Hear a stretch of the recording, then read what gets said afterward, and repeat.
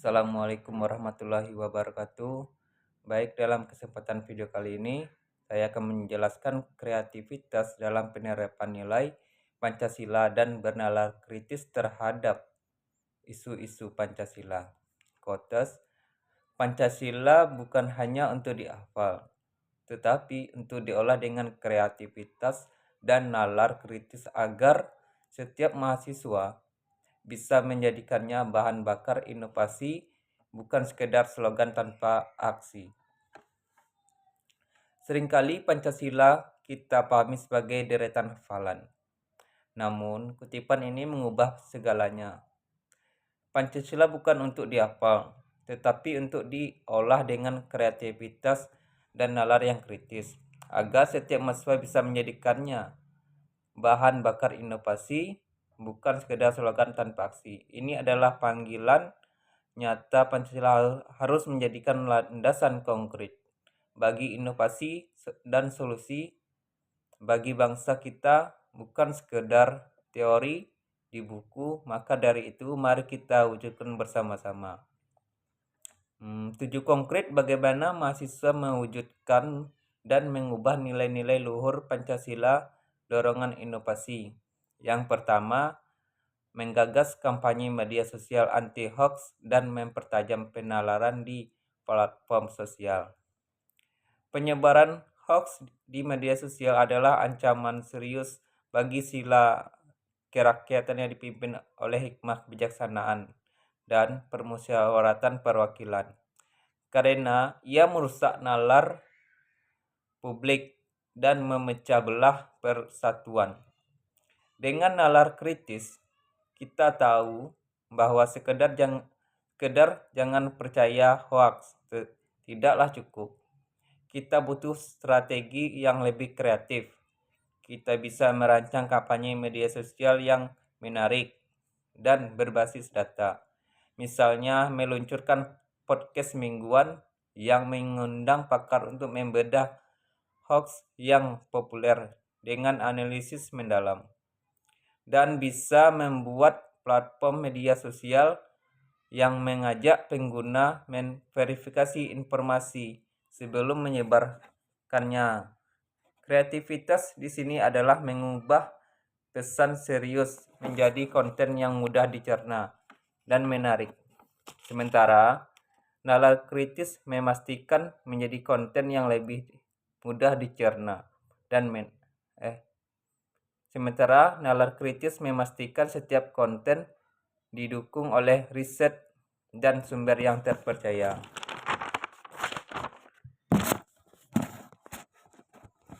Yang kedua, merancang inovasi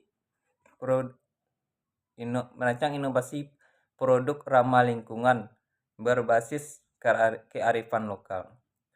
Sila keadilan sosial dan kemanusiaan yang adil dan beradab memiliki keterkaitan erat dengan isu lingkungan. Kerusakan lingkungan secara tidak langsung berdampak pada keadilan hidup generasi mendatang. Mahasiswa dengan berbagai latar belakang bisa mengaplikasikan nalar kritis terhadap masalah sampah dan polusi, lalu berinovasi dengan kreativitasnya. Kita bisa meneliti kearifan lokal dalam mengelola sumber daya alam dan mengadaptasinya ke dalam produk modern. Contohnya merancang fashion dan limbah tekstil dengan motif batik alami, atau bisa menciptakan alat filtrasi air sederhana menggunakan material lokal. Jadi inovasi tidak hanya menyelesaikan masalah lingkungan, tetapi juga memberdayakan masyarakat lokal yang terlibat dalam produksi, menciptakan ekosistem ekonomi yang berkelanjutan dan adil. Yang ketiga, menggerakkan program edukasi literasi digital untuk masyarakat pedesaan yang berkesenjangan digital. Kesenjangan akses dan pemahaman teknologi adalah isu keadilan sosial yang nyata.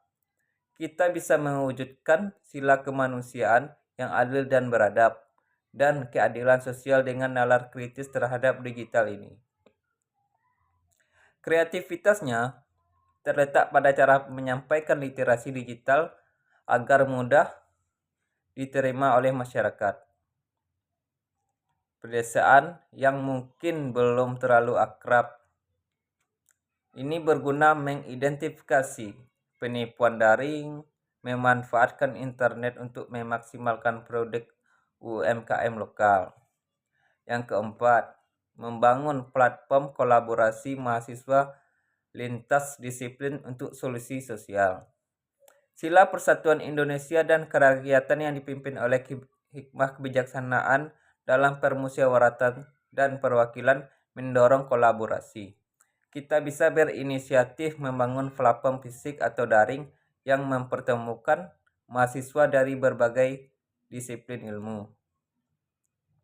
Dengan nalar kritis, kita memahami bahwa masalah kompleks membutuhkan solusi multidisiplin. Kreativitasnya terletak pada bagaimana platform ini distrukturkan untuk mendorong berbagai proyek bersama.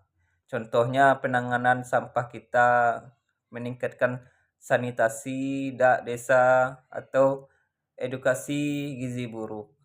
Ini bukan hanya melatih kemampuan bekerja sama, tetapi juga menghasilkan prototip solusi yang konkret.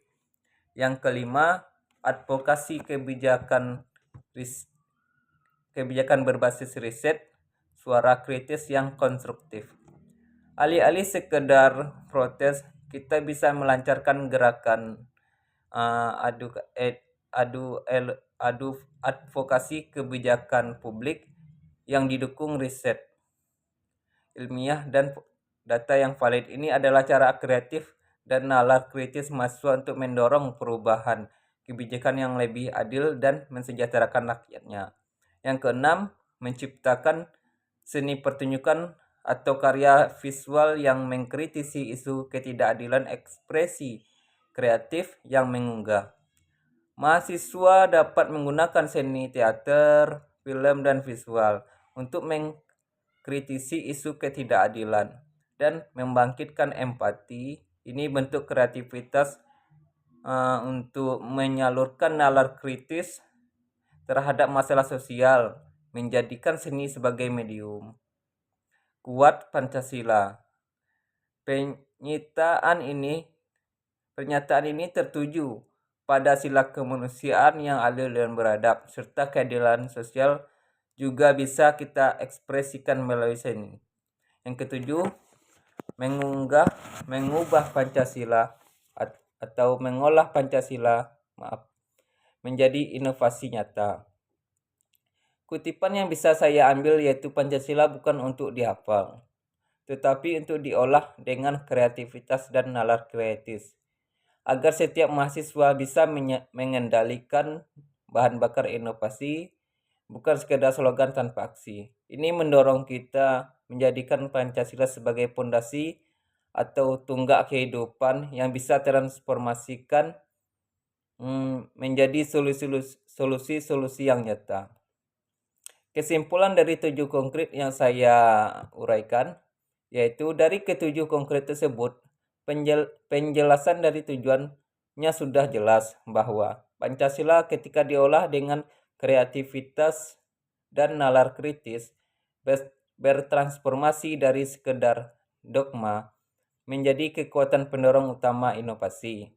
Ia bukan lagi teks hafalan, melainkan cetak biru yang hidup untuk menemukan solusi-solusi nyata bagi permasalahan bangsa ini. Jadi, intinya Pancasila adalah bahan bakar inovasi dan aksi nyata dan bukan hanya sekedar slogan saja. Baik, dalam video ini saya sudah menjelaskan hasil tugas besar saya. Saya akhiri dengan Assalamualaikum warahmatullahi wabarakatuh.